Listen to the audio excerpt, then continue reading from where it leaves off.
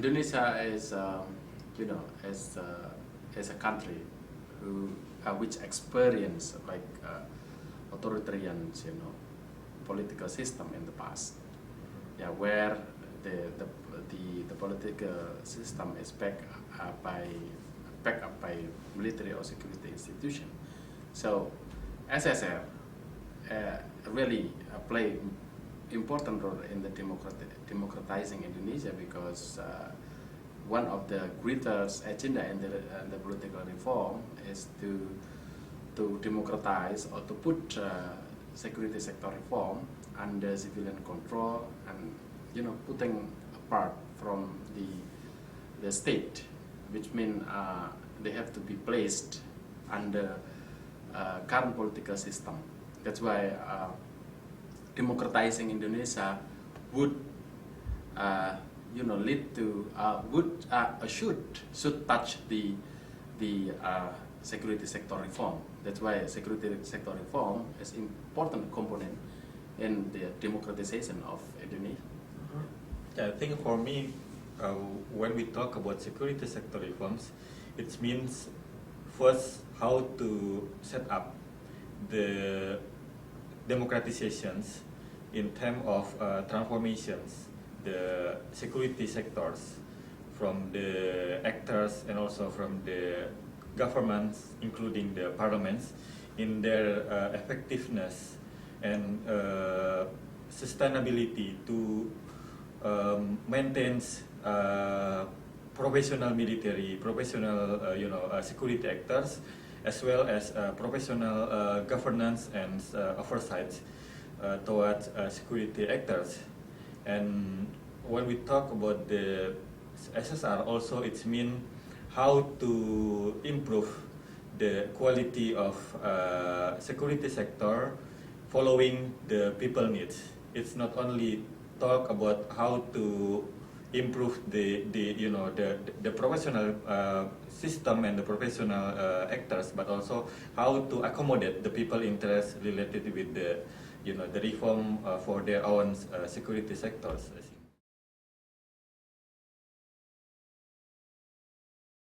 I think there are three activities related with SSR. The first one is how to strengthen the concepts and the understanding of government about the ideals security sector that we need to have in terms of democratic states. So what we want to start is set up like advocacy on policy and regulations, on laws, and I think, and also on the concept of reform that will be run by the government, by security actors, and also by the parliament in their function of oversight. And the second thing is about how to set up the structures of security sectors. I mean, where the government run as the policy makers, where the parliament run as the structure who justify through the legislation or through the policy of budget and oversight, and when the actors are running as the tools of the state in terms of security needs. And I think the third thing is how to change the cultures in approaching security issues, from the mindset of state security to the new mindset, like human security or protecting the people needs and something like that. Because for me, when we talk about the security, it's not only about how the the capacity of the state, the capacity of the governments, but also how the benefit of this process also taken or feel by the society for this process, I think. Yeah. So I think in addition to what Mufti has explained, the stages, if I may use this language, the stages of security sector reform in Indonesia, starting from disengaging security officers or security apparatus or security actors from political arena, and later economical activity, which means security officers comprising from military, police, and intelligence focus on their main role, such as defend for military and security, internal security for police, and then investigating or collecting the information for intelligence services.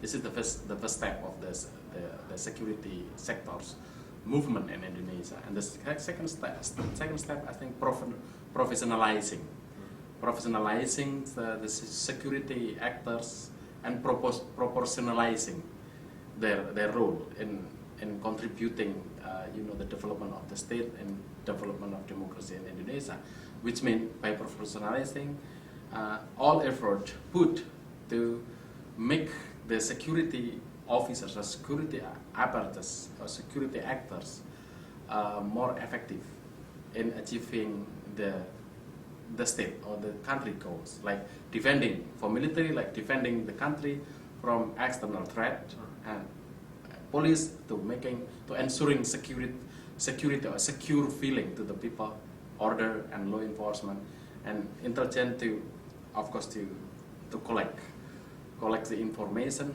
in order to to provide like prediction for further threat, etc. So I think by having this, I think we talk about organization, we talk about budget, we talk about poster, etc.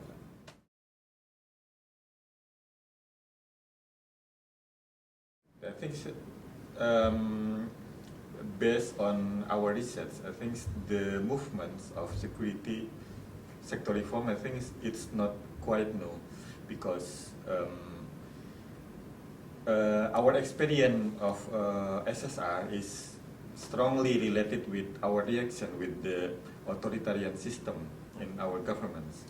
So that's why the first issues that we always talking about related with this is how to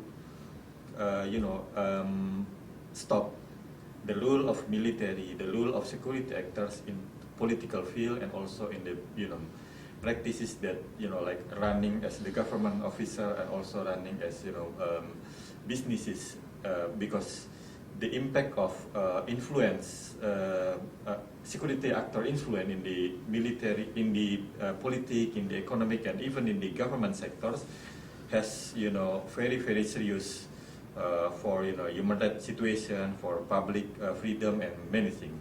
So the first issue for us is about that. So that's why since the rise of regimes, I think the reaction is coming up also. But because the effectivity and the inability of the state to control with their power the people reaction, and also to push the people struggle for it's take long time to accumulate the reaction from the civil society until 1998. So when the first times the regime fall down and the movement getting strong and strong until they can influence the process in the parliament and also in the governments.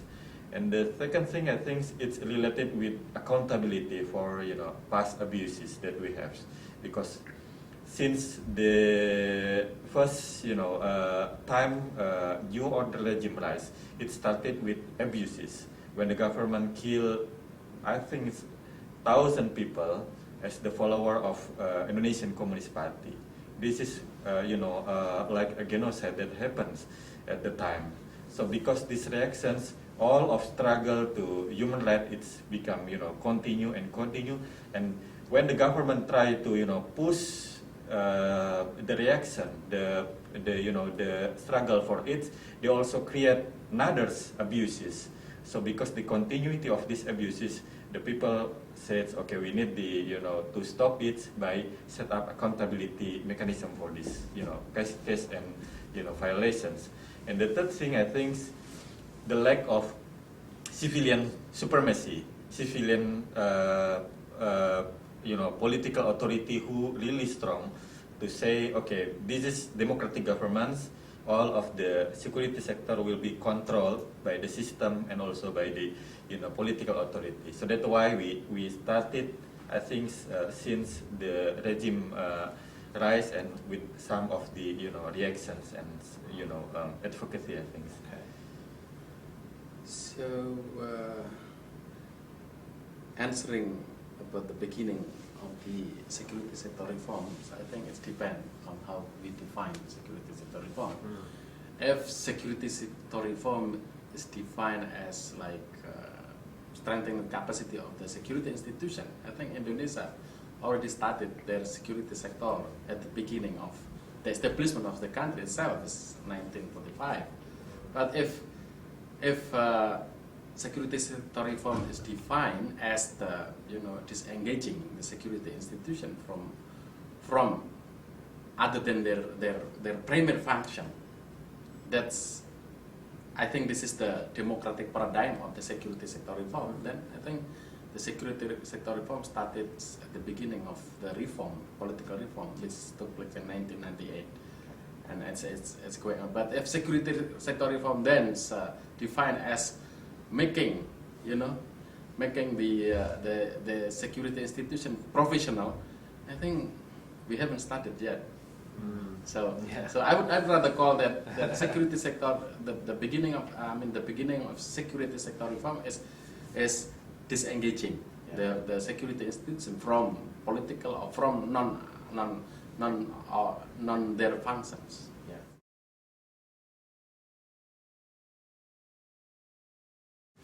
I think the cornerstone of the security sector reform started absolutely from the civil society, because at the time the state failed to exercise their function, that is protecting people, that is ensuring the welfare, the improvement of the life, and of course the protection of the people. Why? Because of course state have also problem in dealing with external economic crisis, mainly in 1996.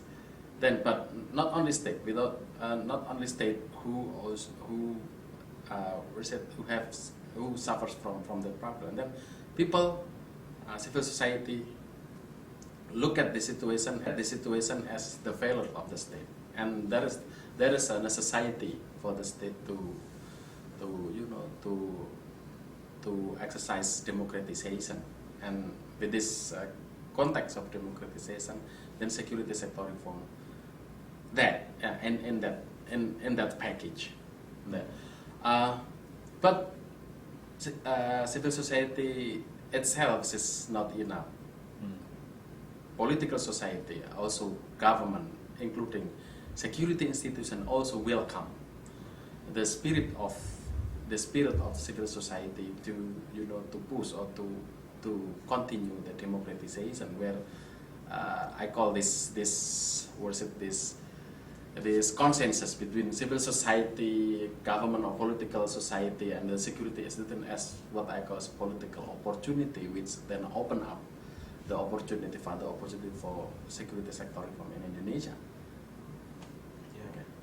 Yeah. I think the movement and the struggles that coming up from the civil society, I think the main factors of the process of security sector reform in Indonesia, because we are not a country with strong consensus of the politicians and all actors to set up democracy from the beginnings. So we got the transition, we got the democratization after a long time struggle, and who's involved in this process mostly coming from the civil society movement. Even some of them after the struggle, they set up like their own political party, or they involved in the as the politician in the government or in the parliament. But basically, originally, they was part of student movement. They was part of sector like labor sector or many sectors movement in the beginnings. So I think basically the ownerships, the issues is coming from these groups. But because after the first struggles, I mean in 1998, the community of civil society not have well prepared on set up the next step agenda. So the process and the sustainability of this advocacy taken by the politician in the parliament buildings. So that's why for some instance the accommodation of aspiration of civil society, it's look like a 50-50, because when the deal in the political process coming up, the civil society involvement is very limited. I mean, because the process is very close. It's not really open and not involved by many groups in this process. But in the beginnings, when the issues rise up, when the draft published for the first times, the involvement is very strong. But during the process, it's getting limited until the law passed or the regulations set up by the governments. And the other sets, there are also interest to recover the status of Indonesians in the views of international community. That's why sometimes the democratization in police, and also how to set up the new civilian police in our governments also has an influence of not influence, I mean to push the government to have a new police, but because the government need to recover fast in terms of to securing the international interest, like the company or something like that. So that's why they said, okay, we need to have professional police, and recently we already have. So don't worry to come to our country and something like that.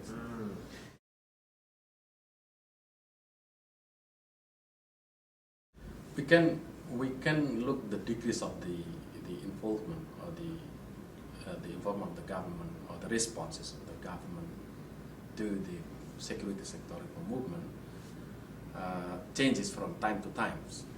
And at the beginning of the reform, I think there is a very strong response of all the political institutions, both in legislative, executive, and then also from the security as the state apparatus toward the security the ideas of security sector reform. In certain instance, they have also they formulated their what they mean by security sector reform, and also the passing of at least five fundamentals legislation on the reform. But then because this I think any reform, any changes will result in numbers of consequences with regard to like resources and whatever consequences. The government and also the legislation and also security apparatus respond in a little bit lower level, because they selects the ideas of reform which fit, of course, their interests. Like in the political society, they don't want to make the ideas of security sector reform as political problem for their political agendas. While the security institution welcome the security sector reforms agenda, so as not to cause so many changes, so many cultural adjustment, which I think later also influence their behaviors and their resource, of course, but political resource and also economic resource. So the bottom line of the response is changing from time to time, and it's much later depend also political pressure, mainly from the civil society and also from the political society. I think we are not well recently on the process to be more democratic. So that means we have one step in more democratic atmosphere, and another fit in all situations. I mean, we are on struggle with conservative systems with democratization idea. So sometimes it's like you deal with somebody who not really want to reform but forced to reform themselves. So there are look like some okay, this is not cannot be proposed in radical, but let we say we need a gradual process. Like the issues of transformation of military businesses, for example, it's not touch all kind of military businesses. But let we start with formal businesses like the military foundation or some of businesses declared legally, but we don't talk about illegal businesses or even the criminals influence of military that they got money from this process. So I think I cannot say the reaction is good or bad, but it's sometimes it depend on what kind of issues you propose. If look like not endanger their interest, not drastically taken their privilege, they will say, okay, we can compromise for this, we can do that. But for the issues that really sensitive for them, I think it's still become on struggle for getting that, because the government also has interest to set up their security in terms of their powers. They don't want lose anything because they work too brave or too radical to the security institution, I think.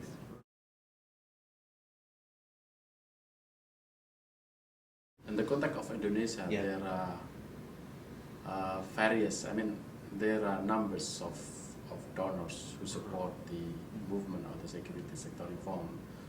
Yeah, at the beginning of the reform, the numbers of donors is quite many, because this is like the euphoria of the democratization, where numbers of democratic resources or resources for democracy is channels together to Indonesia. And with the issue of coordination, at the beginning it seemed like they are well coordinated in some ways, in the sense that the coordination can come from the partnership among the countries and within the country itself. But later, with the shift of the issue, of security sector reform, the numbers of the donors also decrease, and with the decrease of the numbers of donors who channel their money to Indonesia, also create another problem of the coordination, because each of these donors has their own focus and has their own priorities. This is the first aspect. The other aspect is that because the response from the state itself already selective, the changing regime also has their own agendas, which sometimes comfortable with the idea of reform, but in some ways they are not comfortable with sensitive issue of the reform. That's why there's also influence, the involvement of donors in particular issue.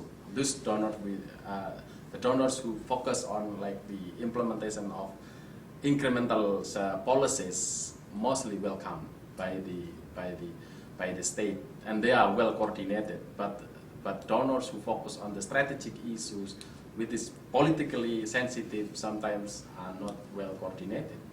Yeah, that's why they sometimes they are very careful in some house, and maybe tend to decrease from day to day.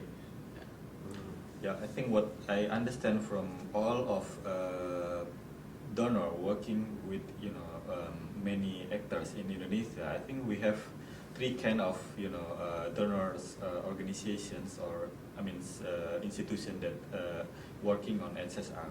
The first one who was focused mainly on technocratic issues, like how to set up training for security officers, or like give them course on what is mean with security sector reform, and how to be a good a military officer in democratic countries and something like that. So this is a kind of donor mostly working directly with the governments and with security institutions. And the second category is the donor who's working on the issues of creating democratic policies or laws. Sometimes they support the governments, like the Minister of Defense to propose more democratic laws, like new laws on defense or new laws on military or even on police. And in the other side, they're also working on with the civil society groups to support, by alternative laws or to propose, democratic concepts inside the policies that, prepared by the governments. And the third categories of donor, I think, whose work with, organization of civil society and also with the government in terms of, advocacy of case that related with the issues of security sector reforms, like the organization working on human rights issues, and also the organization working with other issues that related directly with, accountability of security sector, like the corruption issues or good governance issues. They're also working with the government in terms of, assisting government capability to set up accountable mechanism, like to support ad hoc human rights court process in the government, or to set up like ombudsman commission or commission on corruption eradications. I think these three types of donor that working on. Interesting. Yeah. SSR.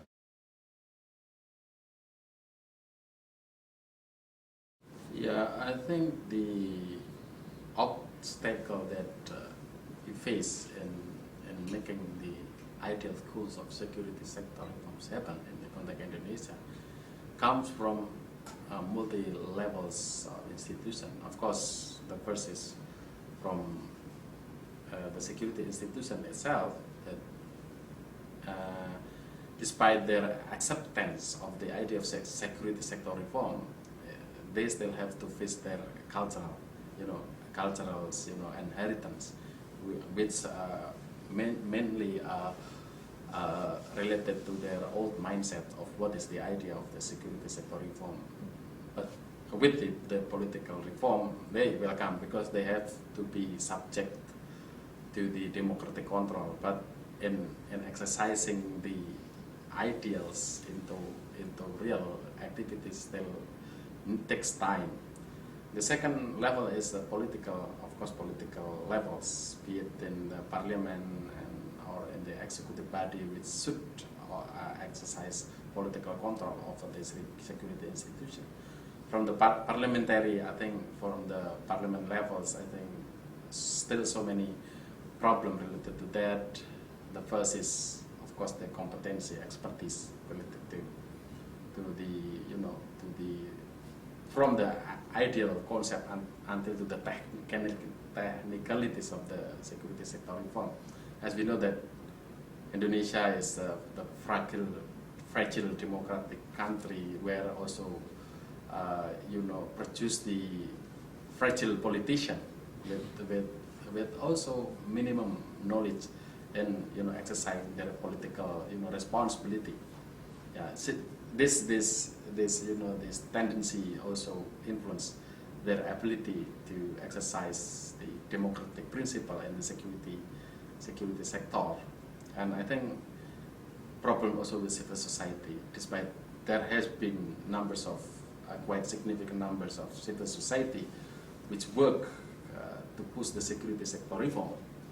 I think the efforts of civil society should continue. Should continue to accelerate the security sector reform from the minimum levels of security sector reform into the making security institution as professional as possible in order to exercise their function. The problem with that is faced of civil society, also like the political society, where they have also problem with competency, problem with resources, and also problem with political sensitivity and political appeal, because some civil society also interested to move from their civil society into political society, which as another new professional activities for their life. I think the importance issues that can be, our obstacles next is the absence of, general policy on how and what we mean with security sector reform in Indonesia. So I think I'm really afraid if the process of security sector reform really on reaction of the public pressure, or even only reaction to international pressures, because what we need is the long-term agenda. What is exactly we want after 10 years, 20 years, and I think until 50 years, I think, in our country in terms of security sector reform. What we mean, what we want to have after 50 years in our military, our police and intelligence institution. So all of the governments, they can use the file, the document as the guidelines to set up the policy and to continue the policy that already run by the government before. Not only we have 2 times elections, and every government after the election they have like contradictory policy in terms of strengthening the process of SSR. So I think this is the first challenge, and the second thing is the understanding of the issues of SSRs. I think in concept, so that what my colleague mentioned is in the level of politicians, in the level of security actors, and also in the level of civil society groups. And the third thing is, the will, the lack of will to fully support the democratizations, because democratization means they will lose their privilege, they will lose their ability to control the access of public to governments and to many things. So that means the government will be lost more than half of their powers, and they will share with the society. So I think this is the serious challenge of our process.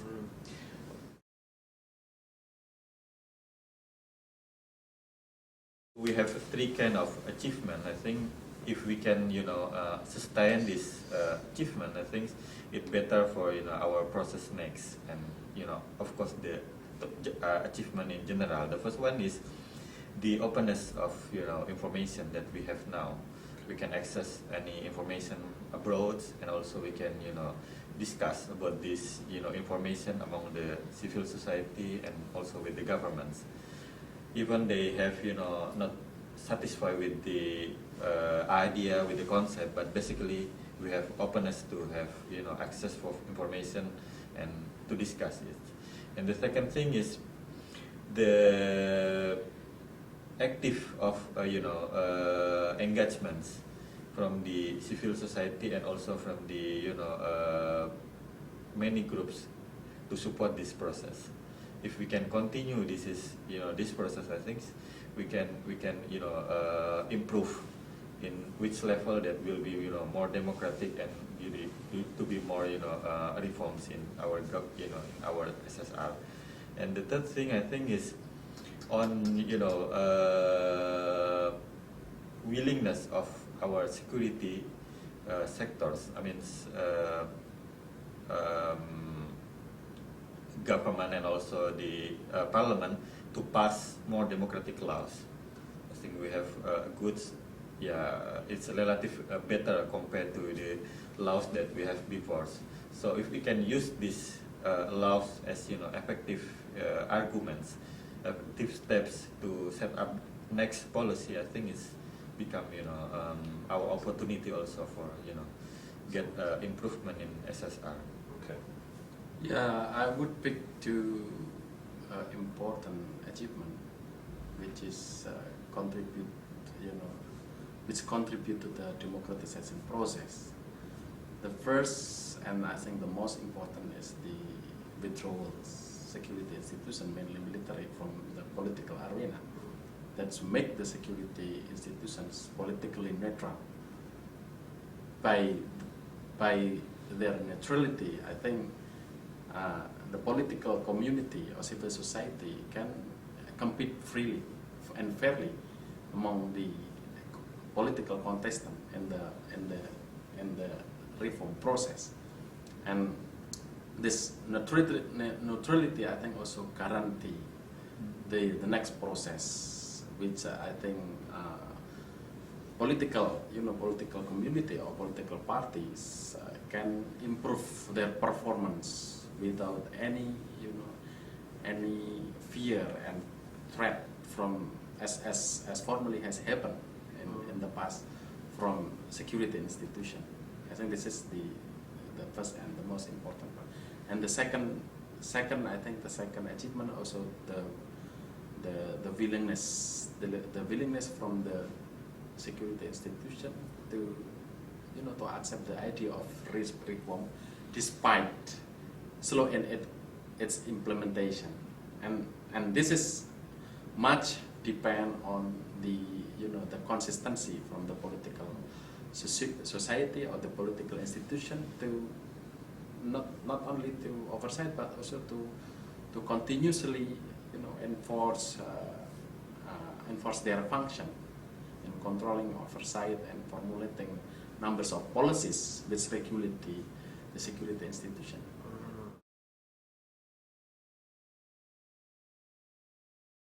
In my understanding, the process of reform is not really depend on how strong the donor coming to us, because sometimes we work not because we have work or partners and also donor for these activities, but because we understand we need this process, so that's why we set up this kind of advocacy. But yeah, sometimes the influence of partners or donors, I think, helpful for strengthens the capacity and the quality of advocacy, but not really depend on this. So I think it's also depend on what issues that you want to speak up. If you talk about your advocacy, I think it's mostly independent from the importance of connection with these donors, because I'm as the citizens, as also as lawyers of the victims group and also the organization who working in the issues of human rights, I think I can work independently from the need of donor coverage. But I think when we pass the laws and we organize like massive activities, I think the influence and the assistance from this kind of group, I think, will be improving the quality of works, I think. Yeah,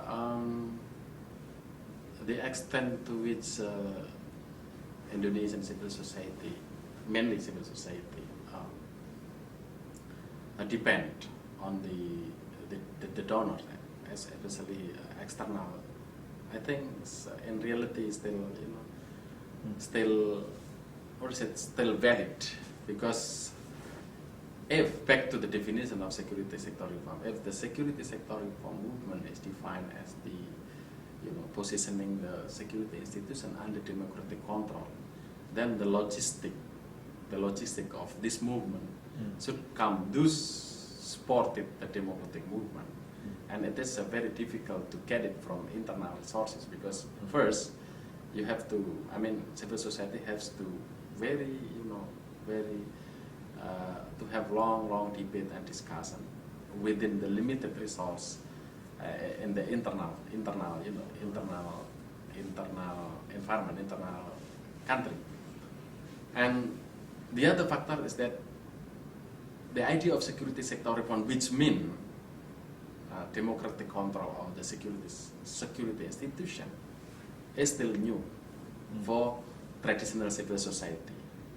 And it is different from, for instance, from religious issues, which will easily attract the money from the people.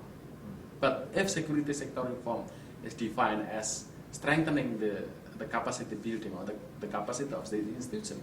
I think, yeah, internal actor will work for that. Political institution, civil society, because they demand a good police, they demand, a professional military, they demand also professional intelligence and other security institutions. So I think within this context, I think both internal and external resource for security sector reform is badly demanded.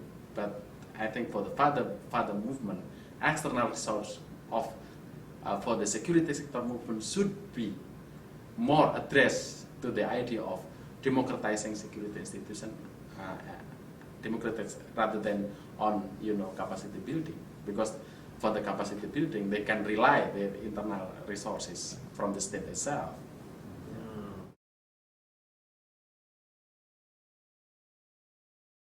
I think the security sector movement in the context of Indonesia should be directed into what I call as trust building among the stakeholders of security sector reform. First, from the security actor itself, there should be the effort should be addressed that by security sector reform, you will become more professional, you will become more prosperous, you will become more contributive to the strengthening of the nation. From the civil society itself, you have to be communicative to provide good argument to the security institute that the security sector movement is really contributor to the institution, also to the nation, and also from external actor. I think there must be effectively channel their support, both technically or financially, to the accurate target. Because without accurate target, I think the resources will go nowhere. I think the important thing is the consistency of all actors. I mean, in the government, in the parliament, even in the security actors, and also in civil society, nationally and internationally, to support this process. Not to hijack when the process start in the beginning, but in the middle of process they change their consistency because some of incidental issues or for some of the incidental interests. I think this is not good for our process. So I think when we start with good step in 1998, we need all of the actors still review for what we exactly want in the beginning. So when we have issues, when we have problems in the middle of the process, we need to refer again to this process. Yeah, you can solve for the incidental issues, but when the situation is can be handled, please back to the general issues that we planned from the beginnings.